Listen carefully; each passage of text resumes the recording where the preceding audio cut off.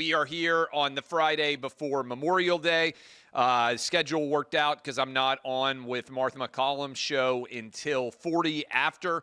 So I'm going to knock out the show today. Then I'm going to do Fox News. And then tomorrow will be on the road on the way up to the Indy 500. I've never been before. I'm excited to spend all day Sunday there. But I want you to know, PrizePicks, America's #1 daily fantasy sports app. PrizePicks, you against the number. And I've got some picks for you. We won on our last pick. Adam starting to get a little bit on fire. And we won particularly because we ended up with one of the Braves games being knocked out. So we only won 2 there.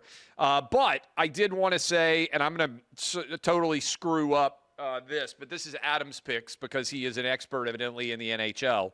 And I'll get to that in a minute. But Austin Riley, more than 1/2 hit in today's game against San Diego with Ronald Acuna coming back for the Atlanta Braves. That is an exciting addition. About, 46 or 47 games into the season thereabouts. Aaron Naismith, more than 1/2 assist tonight in the Pacers game against the Knicks. And then I don't know how to pronounce this guy's name at all. But I'm going to trust Adam on this. In the Edmonton-Dallas series, Leon Draisaitl. I have no idea if I pronounced that correctly or not. I do not know hockey, have never known hockey. More than 1/2 point. What I will tell you is that if you hit on this, it pays just a little bit shy of 2-1. If you go to prizepicks.com, code OutKick, put in all 3 of these, all more, then you will get a chance to double your money. You can play in Texas, you can play in California, you can play in Georgia, you'll get hooked up. Download the app today, the PrizePicks app today. Use code OutKick, $50 instantly after you play your first $5 lineup. That is code OutKick to get $50 instantly after you play your first $5 lineup. PrizePicks, run your game. Okay, I want to talk about this. I mentioned it earlier this week on the program, and I also talked about it yesterday with Withrow and Hutton. But last night, Caitlin Clark had another, whatever you want to call it, confrontation in a WNBA game that went viral. There have only been 3 games so far, and she last year had a huge amount of flagrant fouls that were made against her. This year, she's had 2 semi-confrontations in 3 games. What's going on? Like, why is this happening? And I went back and I was thinking the Caitlin Clark phenomenon is one that I got wrong. I never really thought that Caitlin Clark would make the difference that she has in college basketball or in the WNBA. There are, the WNBA opening game for Caitlin Clark set all-time records. There are millions of people that never cared about the WNBA at all that now care because Caitlin Clark is in the WNBA. And this is one that I got wrong. I just never saw this being an issue. So leaving aside whatever you think about the WNBA or the quality of the basketball or anything else, I always try to think on a sort of comparative worldview, meaning what does this remind me of? This is kind of how lawyers think, right? Whatever fact pattern there is, the goal of the common law is you try to analogize as best you can one fact pattern to another to give you an idea of what the expected outcome is. That's really the job of a lawyer, certainly the job of a litigator. And so I was sitting around and looking at the numbers Caitlin Clark has brought to bear at the WNBA. I think it is extraordinary. And so the data reflects that that is true. And then I was thinking, okay, what other sports analogies are out there that are in any way similar to the impact that one individual has had on a larger sporting universe? And I said, okay, let me think about this. And there are 2 that come to mind. One is Tiger Woods joining the PGA. For those of you who are too old to remember it, or not old enough to remember it, I should say, I believe it was 1997, Tiger Woods won his first ever Masters. Now, 1997 doesn't feel that long ago to me, but it's now been, whatever the math is, 27 years since Tiger Woods won his first Masters. Tiger joined golf, and there have been other minority golfers before, but Tiger was the best, almost out of the chute, minority golfer who had ever played golf. And golf was overwhelmingly a white man's sport. And then Tiger Woods came in, and he brought a whole host of new viewers with him. And the Tiger Tide lifted all boats. Whatever you thought about Tiger Woods, he was the best thing that ever happened to the PGA Tour. The prize money skyrocketed. The endorsement money skyrocketed. Not just for Tiger. If you were on screen with Tiger, the number of people watching golf just exploded in a really strong fashion. And the sport of golf benefited immensely. And what I remember from Tiger Woods joining the golf world is almost to a man, everybody embraced Tiger Woods joining golf. Now, were there a couple of awkward racial-related incidents with older guys? Yeah, like Fuzzy Zeller made a joke, and it was controversial. And there were arguments about tiger-proofing Augusta and lengthening the course and all these things. But by and large, the golf community welcomed Tiger Woods with open arms. And that was smart because Tiger brought a whole host of new viewers, a whole host of new advertisers, new endorsement dollars. Every single golfer in the world who was an elite golfer, regardless of where they were from, they benefited from the rising Tiger Tide. Every boat, a lot of them turned into yachts, everybody got richer because Tiger Woods came to golf. It's one analogy, 1997-ish. How about tennis? That's a men's sport. How about tennis? Venus and Serena Williams come to women's tennis, and the audience in the United States in particular for women's tennis skyrockets. The amount of money paid to women's tennis stars skyrockets. Venus and Serena did not look like the average tennis player. Tennis, especially in the United States, very much of a white women's sport. Venus and Serena look different, but they bring a new tide. Everybody ends up making more money. I don't remember there being very much negativity associated with Venus and Serena. Now, they had personal drama. Their dad brought a lot of drama with him. They made a movie about their dad. But in general, for both golf and tennis, the rising tide of Tiger Woods, and Venus and Serena Williams lifted all boats. Every women's tennis player ended up making more money. Every men's golfer ended up making more money. Even though an athlete looked different, he and she brought more money to the sport for everyone, and we all benefited. What about Caitlin Clark? What happens when a white girl joins a majority black league? Wouldn't everybody look at what happened with Tiger and what happened with Venus and Serena and do the same thing with her? Because her coming to the league brings more viewers, more ad money. The Caitlin Clark tide is going to, if embraced, rise all boats in the WNBA as well. We're talking about a league that has never made money, a league where first-round draft picks make $75,000 a year. And yet, look at how Caitlin Clark has been welcomed. It hasn't been anything like Tiger Woods in the PGA or Venus and Serena Williams in the WTA in the tennis world. The majority in the league, which is black women, has done everything they can to not welcome Caitlin Clark to the league. Why? Why are these things different? Some of you said, well, it's just because women, they're jealous. They don't want anybody else. But no, didn't happen in tennis. I think what's going on is there has never been any cost for black WNBA players being racist. I'm not saying racism didn't exist when Tiger Woods came into golf and Venus and Serena came into tennis. I think some of the players may have been racist. But they recognized that the cost of being publicly racist was so significant that if they did it, their careers might be over and they would hinder the overall growth of both golf and tennis.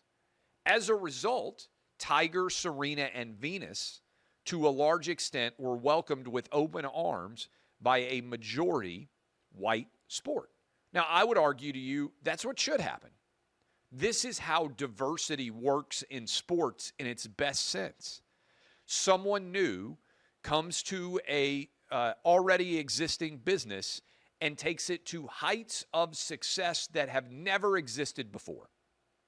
Tiger Woods brought in a younger, more diverse audience that continues to benefit golf to this day. Venus and Serena did the same with tennis. Why did golf and why did tennis and the players who were white in those leagues overwhelmingly welcome these transformative sports figures streaking across their sport night sky like comets or meteors? And why did they rise with the tide as a result and everybody makes more money? And why has the WNBA been unwilling to do it? I would submit to you it's cultural. We have created a world. Just think about it. You may not agree, but think about this.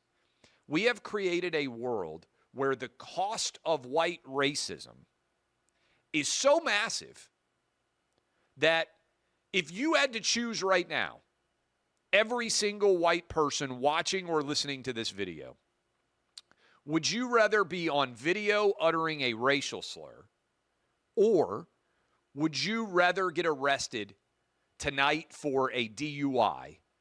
Almost every white person in America would say, I'd rather get arrested for a DUI. It would be less socially condemnatory of your life to commit a felony and drive drunk than to utter a curse word on video. The cost of racism for white people is massive. As a result, I would submit to you, there's much less public white racism than has ever existed in the history of the world. What's the cost for being black and racist against Caitlin Clark? Zero.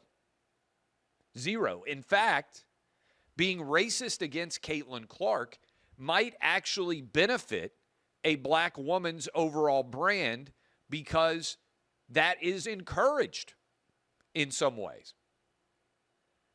Angel Reese shared a video on social media, Instagram, saying she wanted to beat up that white girl. If Caitlin Clark had done it, she would be suspended probably for weeks if she had said, I want to beat up a black girl. Because the cost of white racism, or even the possibility of white racism, is so much more significant than the cost of black racism. Now, what's unfortunate is black racism in the WNBA actually has a cost. I just laid it out. Tennis and golf, everybody made more money by welcoming Tiger, Venus, and Serena. If the WNBA welcomed Caitlin Clark, every player would make way more money because people would care about the WNBA. But because there is no cost associated with black racism, there is no one out there that is saying or even making the analogy between Caitlin Clark, Tiger Woods, and Venus and Serena Williams and asking why are they being treated so differently. This doesn't happen, by the way, in any male sport, at least not publicly that I've seen. I don't remember Luka or Jokic being truly treated unfairly in the NBA. I don't remember the latest number 1 overall pick in the NFL being treated unfairly. Why is it that black woman racism, I think it's racism, against Caitlin Clark is not condemned in any way and almost barely talked about? In fact, there are a lot of people who are going to agree with everything that I just said that will pretend they never saw it. They won't share it. They won't discuss it. They won't have a conversation about it. And maybe I'm wrong. Maybe you disagree with my take here. But I want you to just think about it. Tiger, Venus, Serena, Caitlin, all 4 of these athletes don't look like the majority of the people that play their sport. And in all of their situations, they brought a hugely new audience to a sport. Tiger, Venus, and Serena, minorities in a white sport, overwhelmingly welcomed. Caitlin Clark, white woman in a majority black female sport, zero talk. Now, some of you said, well, it's also sexuality here, right? There's lesbians, lots of them in the WNBA, so it could be that Clark is a double outsider as a straight white woman in a majority black and or lesbian league. And that's an interesting point too. But I don't think it's the straight. I don't think if Caitlin Clark was the exact same player and she was black, I don't think that it would have any sort of negativity associated with it. Now, you can say, well, if Caitlin Clark is black and had the exact same game, nobody would care. And maybe that's true. Maybe that's true. Maybe there's an argument in favor of that. But couldn't you say the same thing about Tiger and Venus and Serena? If they had had the exact same skill set and they had been white, would they have gotten anywhere near the same amount of attention in golf or tennis such that they brought in a huge new audience? Looking different and excelling has always been a market change. And a market, it captures people's attention. Look, if Jeremy Lin had actually been the best point guard in the NBA, it would have transformed the NBA's audience all over Asia. I mean, Yao impacted it very significantly. But if Jeremy Lin had been able to play like Allen Iverson did, the NBA would be infinitely more popular with Asian people than it would be if there were another star black point guard. That's not diminishing their talent.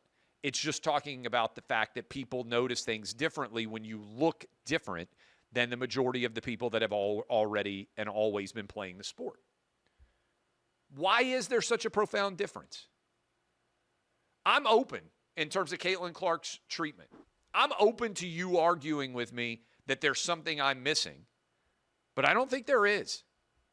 The WNBA players, I think, hate Caitlin Clark because they're racist against a white girl, and the reason why they can be publicly racist against a white girl is there isn't the same social capital cost as a white golfer or a white tennis player would have had with Tiger, Venus, and Serena. Now, that used to not be the case, right? I'm not a historical moron.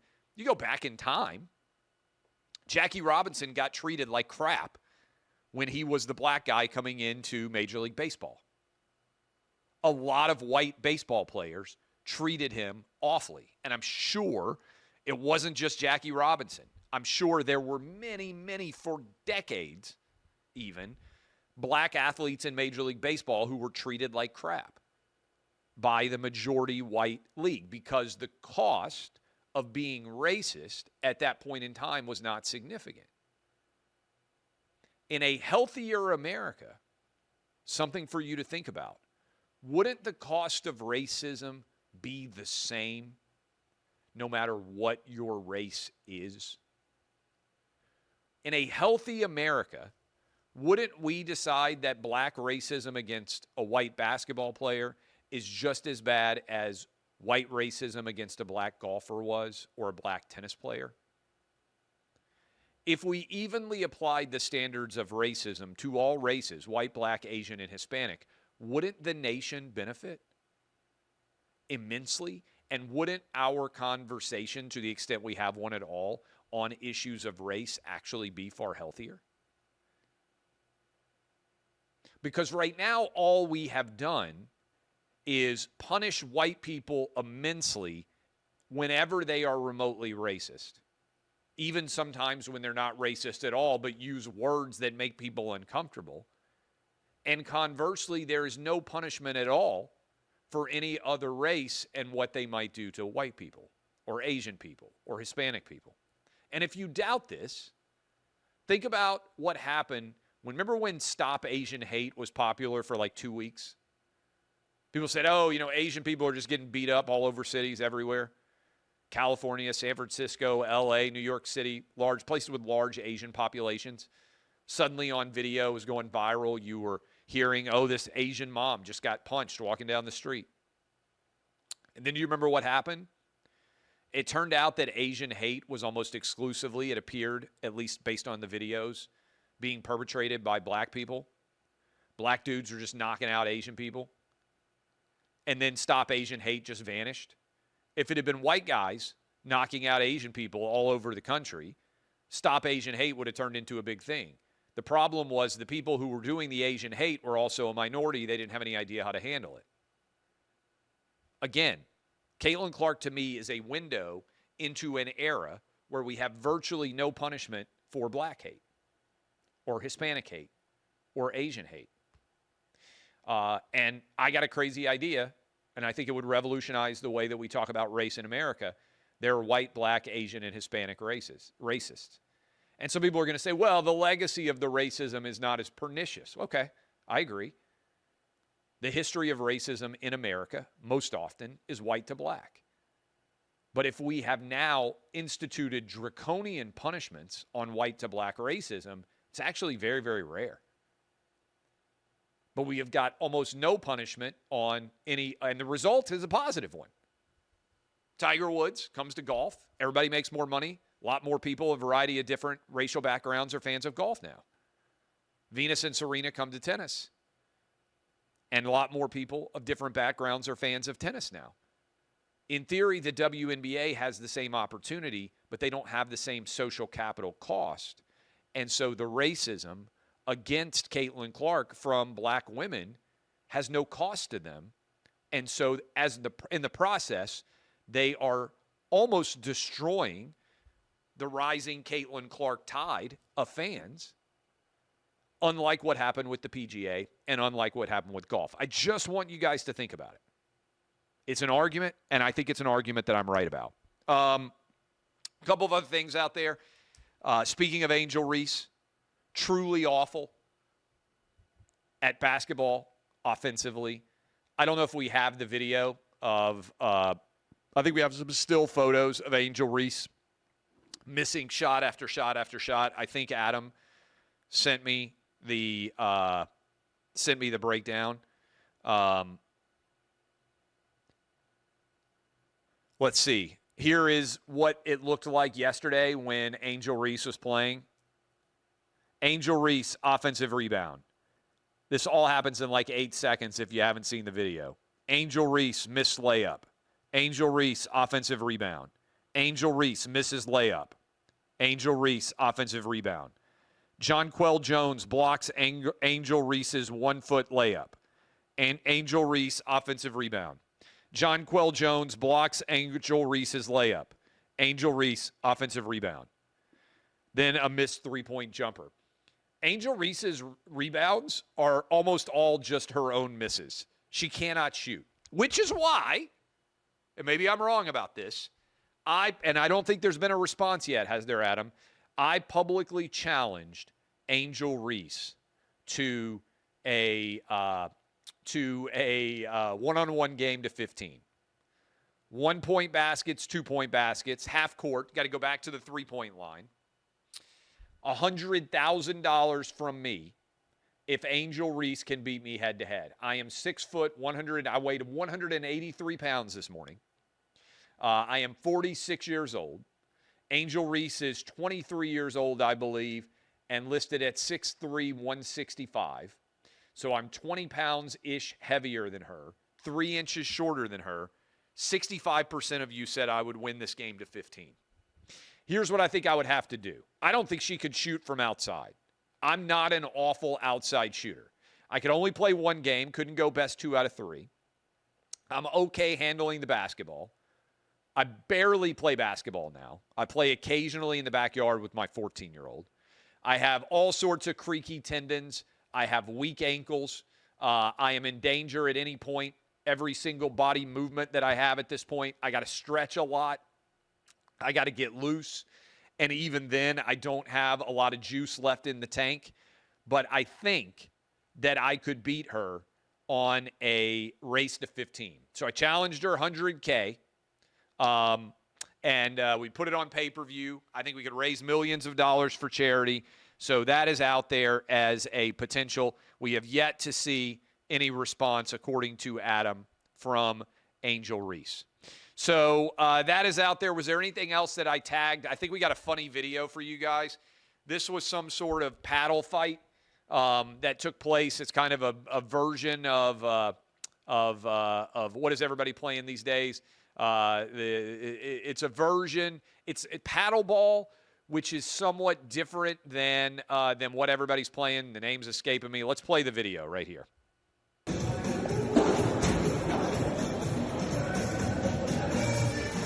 Can you guys hear me while I talk? Am I going out? Is my audio going out across the land here? I don't know if my mic is still on. Can somebody text me? I can give play-by-play, basically, is if this is happening.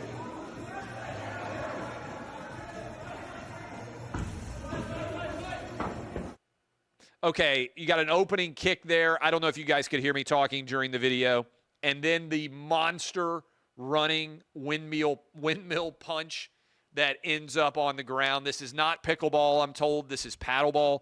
I don't know the difference between. So, yes, I now know. So if I talk during a video, I now know. I didn't know the answer as to whether or not you guys could hear me. But that is a really fun, entertaining, beyond ridiculous, absurd video. Do we have the still photograph of the Daily Wire writing about my $100,000 challenge?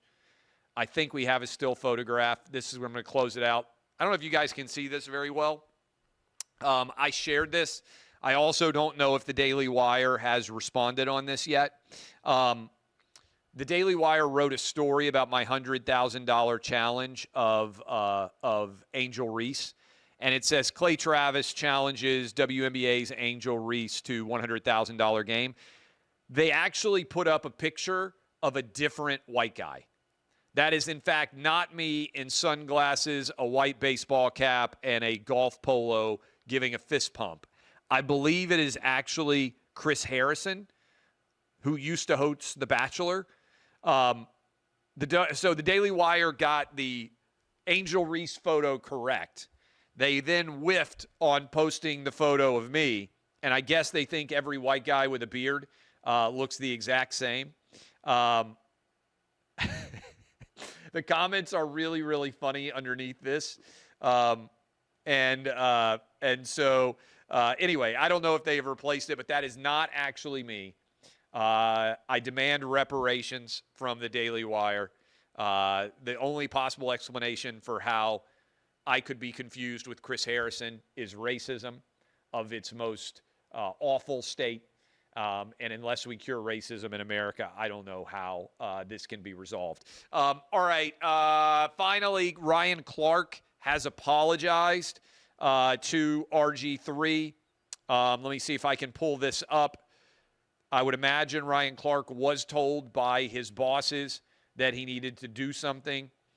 Here is what he said. If I had to address RG3 again, I wouldn't include his wife. She didn't need to be made an example of in order to make my point. I could have easily pointed to the positive impact a connection with black women had on the way you see, understand, and treat them. Reminder, I'm reading from Ryan Clark. This is all based on Angel Reese losing her mind over a very normal basketball foul. And this actually ties in with my argument about there being virtually no consequences for black racism. And therefore, I would argue it's actually very common in the WNBA context here because nobody's going to lose a job. Nobody's going to get suspended over doing anything racist to Caitlin Clark. Conversely, if Caitlin Clark did anything to any of these black women that's similar to what's being done to her, it would be a huge story. And she would have consequences. I'm reading still from Ryan Clark, but his response is actually indicative, I think, of black racism. The optics of his video and personal history, and let me take a step back. And by what I mean by that is no one would ever attack Ryan Clark for having a black wife. But it wouldn't even enter my brain to say, oh, the reason you will excuse anything that Angel Reese does is because you have a black wife. I think that Ryan Clark will excuse anything Angel Reese does because she's black, which is racist, right? His standard of behavior is actually far lower for someone who is black than it is for someone who is white. And what I would suggest to you is that actually lowers the overall performance of someone black. It's a soft bigotry of low expectations. Ryan Clark expects virtually nothing of a positive nature from Angel Reese. And when he attacks RG3 for having a higher level of expectation, he then says, oh, well, he did this because she has a white wife. Well, Ryan Clark's telling on himself. He's actually saying, I expect more of someone who is white than I do of someone who is black. I'm the same. I got high standards for everybody. I don't meet the standards that I have for myself all the time, and my kids don't meet the standards that I have for them all the time, but I have high expectations. I'm not willing to lower my expectation level because of someone's race. To me, that's actually racist. And again, I think Ryan Clark is racist. And I think one reason he is racist is because he actually has super low expectations of black people. And I think the way that he treated RG3 is evidence of that. He said, oh, well, the reason he had this standard of behavior expectation for Angel Reese because he has a white wife. Well, wait a minute. Maybe he just has really high expectations of black people, and maybe they're even the same as his expectations for white, Hispanic, and Asian people. Anyway, Ryan Clark continues. The optics of his video and personal history with RG2, I guess he means RG3, played a part in how I addressed him. I didn't insult or attack her, but no matter the intent and handling, the impact was different. Let her and her family be. If you disagree with his takes or even side with me on this one, there's no need to involve them. I involved her myself, and that's on me. Yeah, you were wrong. Your argument was moronic. Everything that you have done since then is incredibly stupid.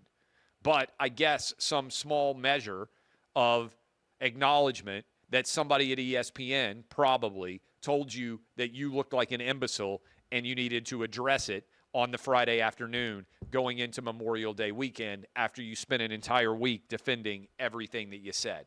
I know it's crazy, but my goal, which I may not always meet, is to treat everyone the exact same and not consider their race or their gender or their ethnicity or their religion or their sexuality in any way in the way that I address them or acknowledge them for either better or worse.